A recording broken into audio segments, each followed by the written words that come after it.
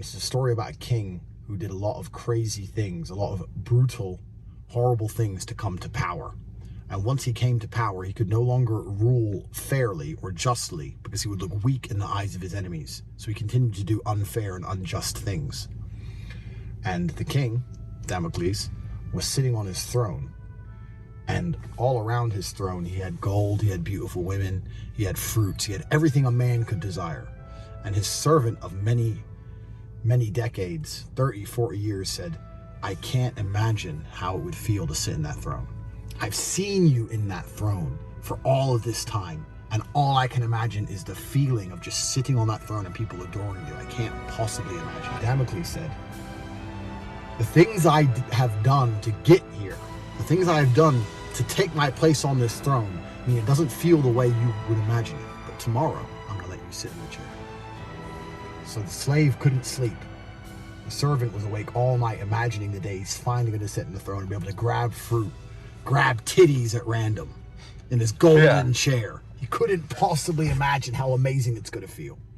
But Damocles wanted to replicate the feeling of power, because what happens when you're powerful is that people want what you have. So Damocles hung a sword by a single horse's hair above the throne.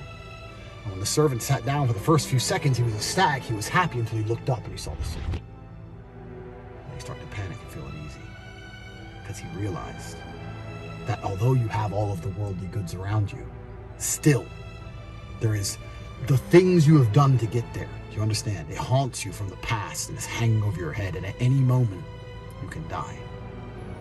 And the slave didn't want to be in the chair anymore, and he gave Damocles the throne back. That's the sword of Damocles. Now, I've been living that life for a while, but the difference between me and everyone else is, when I look up at the sword, I appreciate its beauty. I see the glimmer of the sword in the sunlight. I think, isn't that beautiful? Maybe one day it will fall. Probably look pretty beautiful as it falls just before I die. That's why I am where I am. That's why I've done the things nobody else can do. That's why I live the lives nobody else can live. Because you couldn't handle being me.